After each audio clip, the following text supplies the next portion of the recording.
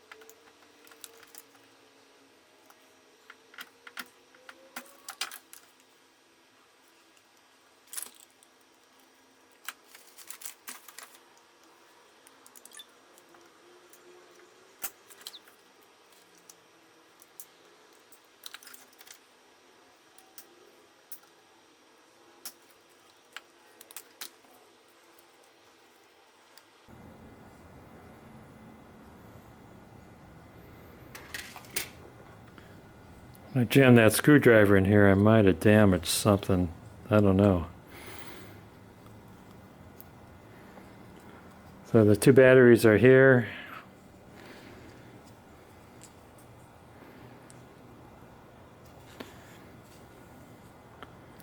They're CR 2335.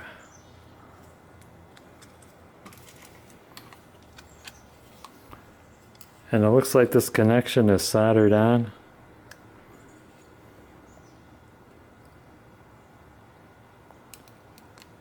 So you got to gingerly pry that out of there without breaking anything.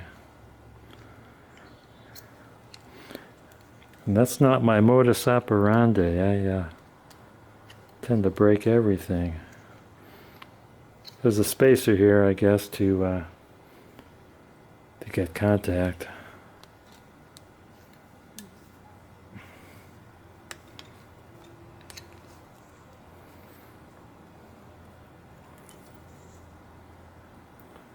What's under there? Yeah, dang, there's another contact on the back that's soldered on as well. So putting this together and getting it to work will be a challenge.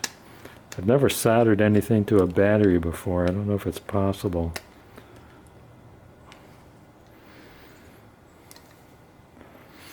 Got to work on this gingerly so that I don't break that that connection over there.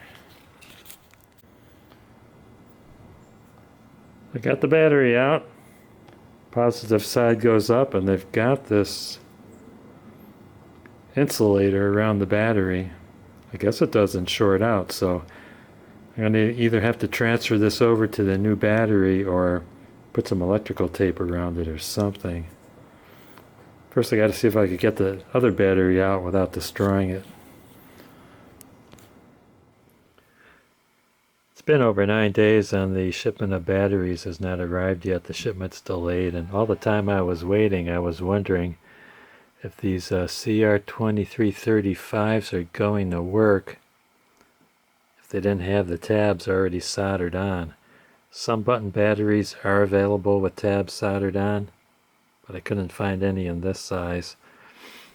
And that thought has been in my mind the whole time, is whether I'll lose contact, and if I was welding my eyes would get flashed if the window display opened up and didn't have any density to it. So I was talking to my friend Racer X, and he said, why don't you just get a replacement lens assembly? And that made so much sense. I looked up some on Amazon and I found one for, I think it was about $19. So I canceled the battery order and I ordered the replacement display, and I noticed they're updated now. I don't know if you could see, but this has a green tint to it. The modern ones do not have a green tint. Is this thing coming out? Yeah, how about that? Yeah, the modern ones don't have a green tint, and they also have a replaceable battery that makes it easy to replace the battery. So when the battery dies, just pull out the old one, pop in a new one. So that's the route I'm going to take, and when that comes in, I'll start recording again.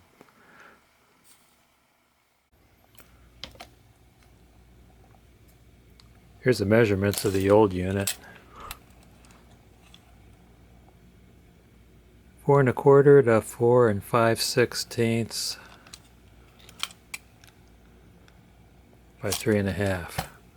It's got 2 settings for sensitivity, low and high, and delay time is slow and fast.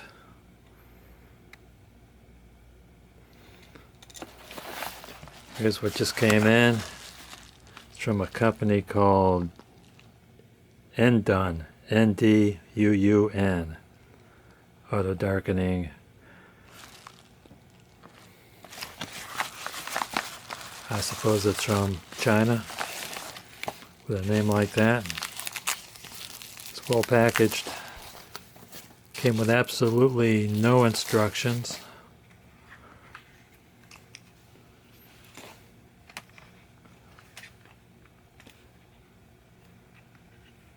Same exact dimensions as the Harbor Freight lens assembly.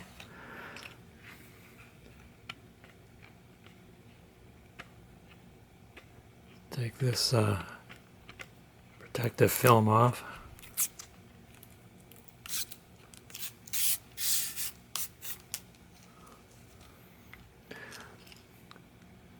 The setting for sensitivity is infinite,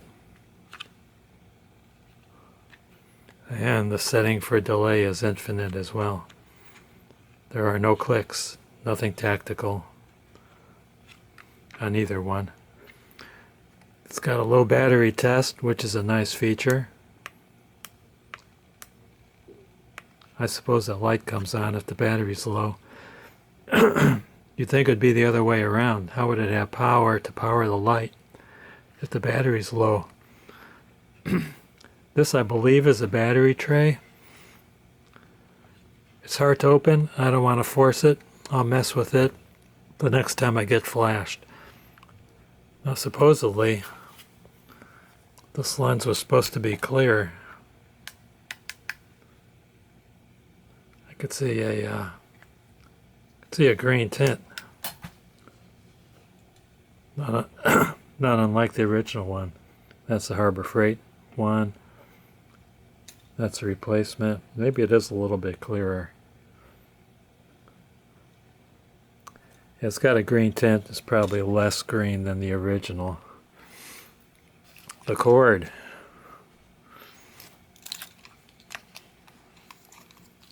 The cord is shorter on the replacement one. Also the adjustments on the knobs kind of hard to read. I wonder if they're in the same place as the original one. I could just use the original one. Got the settings set for the maximum delay. Gonna turn it towards my studio light. That was pretty fast. Let's try minimum delay.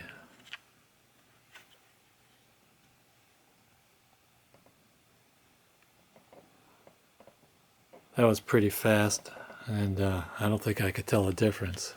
Go back to maximum. I can't tell a difference, can you? Yeah, I don't know. I suppose I'll keep it on minimum delay. Wish there were instructions with this thing. This setting is sensitivity. Let's turn it to most sensitive. Let's turn it to least sensitive.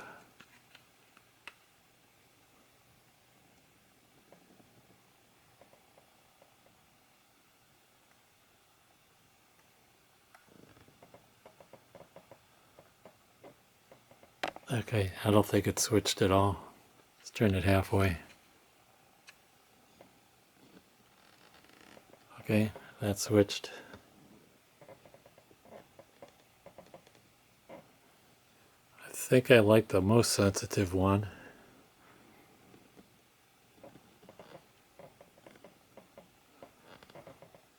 Once I start welding, I'll have to do some fine adjustments on that. Let's take a look at the adjustment knob. Full counterclockwise is off. And this is the adjustment for the density. Let's check it against the lamp. Okay, this is off. That's grind. That's 9, 10, 11,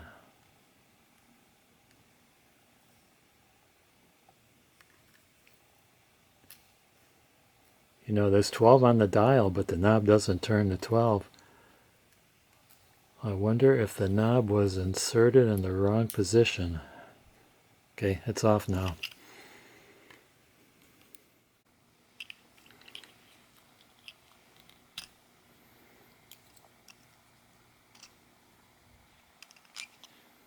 Okay, this has an index mark for the wheel. Goes like that. And the knob was in the wrong place. I don't know if you could see it, but that's grind right there. So you want the off position near grind. It's off.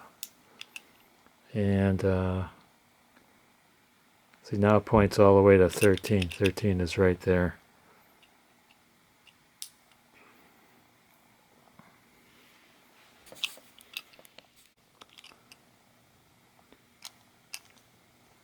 Just for the heck of it, let's see if my old dial fits on this.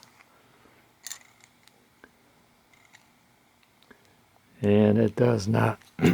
Thought I might use it because it was easier to read.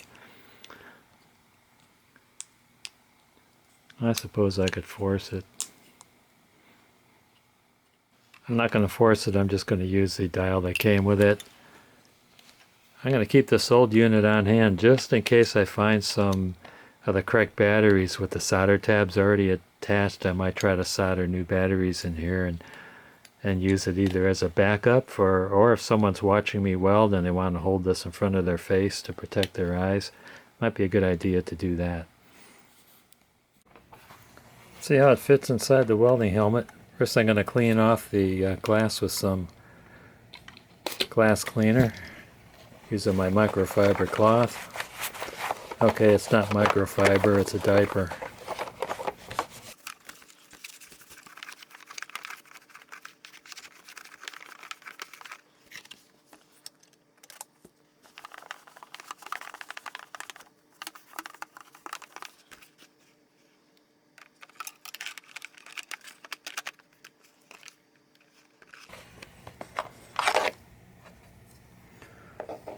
And there's no worries about the length of the cord.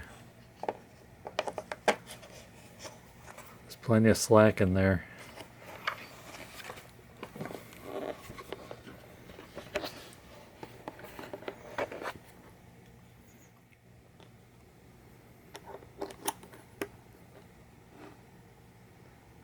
I'm going to use the washer from my old Harbor Freight unit because the washer did not come with this lens assembly.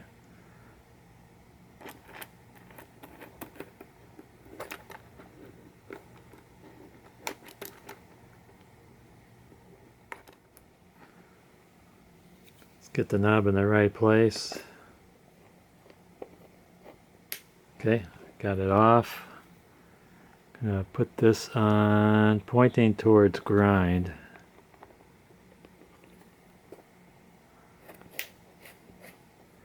And it goes all the way to 13, if you can see that. And I guess grind is off.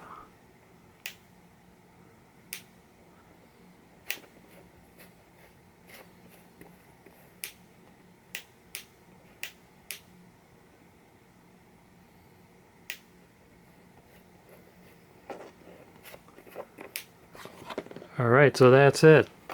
I don't think I need to weld with this because just pointing this at my studio light triggered the lens to darken. So I want to thank you guys and gals for watching. Don't forget to hit like, subscribe, ring that bell for more great videos from David GPO.